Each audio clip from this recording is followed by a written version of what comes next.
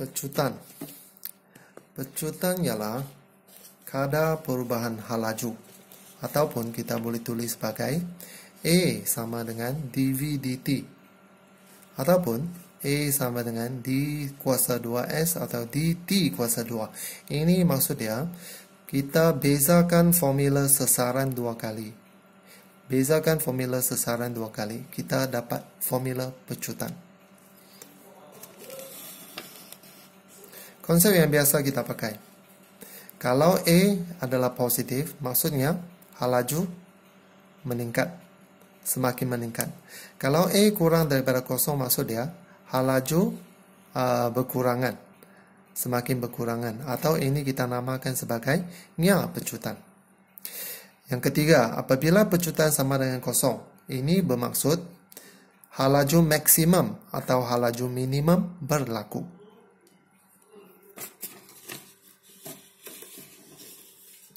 Mari kita lihat graf ini. Masih kita ingat, apabila kita ada formula sesaran. Apabila kita bezakan formula sesaran, kita akan mendapat ds dt. ds dt ini adalah hal laju. Kita boleh wakilkannya dengan simbol V. Kalau kita bezakan hal laju satu kali lagi, maka kita akan dapat pecutan. V, kita akan dapat dv dt. Atau dv dt ini ialah pecutan.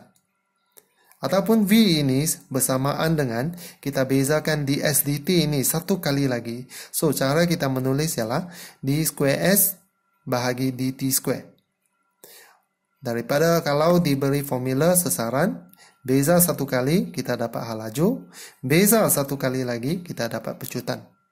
Kalau kita diberi formula pecutan, kamil satu kali pecutan, kita mendapat hal laju.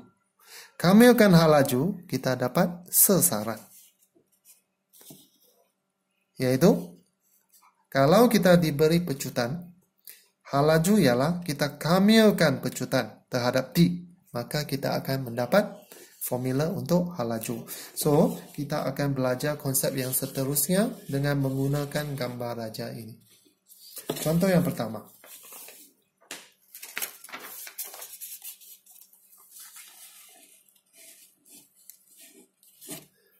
Satu zarah bergerak sepanjang satu garis lurus.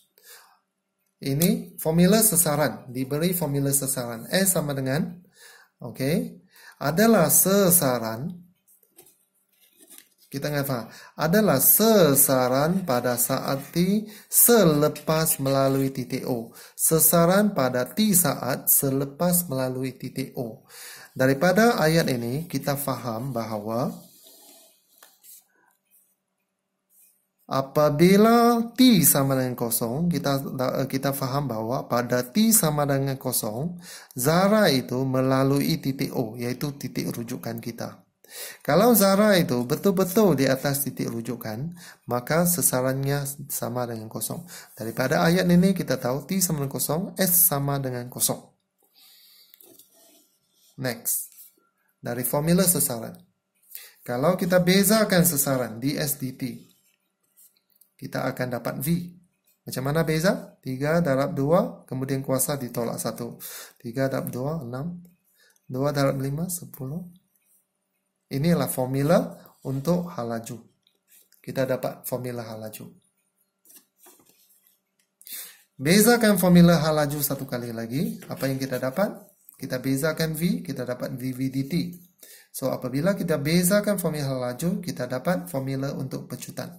Macam mana pembezaannya? 2 darab ke depan, 12, kuasa tolak 1, T. Bezakan 10 T, kita dapat 10. Ini adalah formula untuk pecutan. So, seperti konsep yang kita belajar tadi. Apabila diberi formula sesaran, bezakannya satu kali, kita dapat hal laju. Bezakan satu kali lagi, formula hal laju, kita bezakannya, kita dapat formula pecutan. Ini adalah konsep yang pertama. Contoh yang kedua.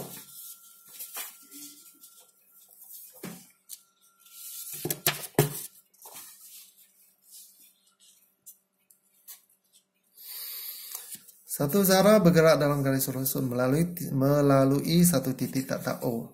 Kita diberi pecutan Pecutan ialah A ialah 6T tolak 2. Di mana? T ialah masa. T ialah masa Zara melalui O. Statement yang kedua. Laju awal Zara ialah 9 meter per saat. Okey. So, kita cuba takrifkan maklumatnya. Cari persamaan laju, cari persamaan sasaran. Okey, sama juga. Dari ayat yang pertama. T ialah masa Zara melalui titik O. Maksud dia, pada masa T sama dengan 0, Zara itu berada di atas titik rujukan. Maksud dia, maklumat yang pertama yang kita boleh dapat ialah apabila T sama dengan 0, S sama dengan 0 juga. Sebab Zara berada di atas titik rujukan daripada ayat yang kita faham di sini. Daripada maksud ayat ini. T ialah masa Zara melalui O. Dari ayat yang kedua.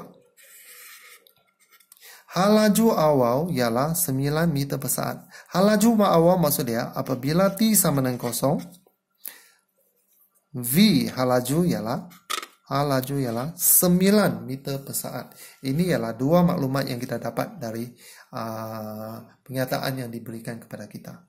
Okey, apa yang kita buat sekarang? Kita ada formula untuk A, pecutan. Untuk mendapatkan formula untuk hal laju, kita kena kamilkan pecutan. Kita kamilkan 6T tolak 2 dt. Apa yang kita dapat?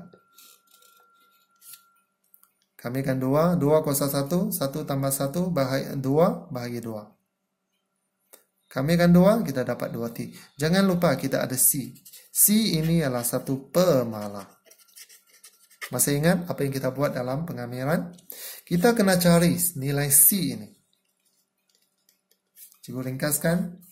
Dan kita kena cari nilai C. Apa yang kita buat? Kita akan menggantikan maklumat yang kedua ini. Sebab di sini ada T dengan V. Kita gunakan maklumat yang kedua. Apabila T kosong, V 9. Ganti V 9, ganti T kosong. Apa yang kita dapat? Maka kita dapat C sama dengan 9. Dengan itu, lengkaplah formula pecutan kita, formula hal laju kita. V sama dengan 3T² tolak 2T tambah 9. Sebab nilai C ini ialah 9. Maka sekarang kita sudah mendapat formula hal laju. Kita teruskan dengan persamaan sasaran. Untuk mendapatkan sasaran, apa yang kita buat ialah kita akan kamilkan hal laju. Sasaran kita kamilkan hal laju. Ini hal laju. 3T² tolak 2T tambah dt. Kita melakukan pengamilan. 2 tambah 1 bahagi 3. Bahagi 2 tambah 1. Ini yang kita dapat. Kamil 9, 9T tambah D. D ini adalah pemalah. Cikgu ringkaskan. 3 dan 3 cancel. 2, 2 cancel. Ini yang kita dapat. Sekarang, kita mesti cari nilai D. Untuk mencari nilai D, kita guna maklumat awal yang kita dapat tadi. Yaitu, di sini ialah hubungan S dengan T. Maka, apa yang kita tahu, apabila T sama dengan 0, S sama dengan 0. Kita ganti di sini. S kosong, T kosong. Apa yang kita dapat? Kita dapati nilai D dia sama dengan 0. Sekarang, persamaan yang lengkap untuk sasaran ialah di kuasa 3 tolak 3 kuasa tambah 9T tambah 0. Ini adalah persamaan sasaran yang kita dapat. Okey, melalui pengamilan. So, ini adalah berpandukan kepada apa yang kita buat tadi. Kalau kita diberi formula pecutan untuk mendapat hal laju, kita kena kamilkannya. Untuk mendapat formula sasaran, kita kena kamilkan formula hal laju.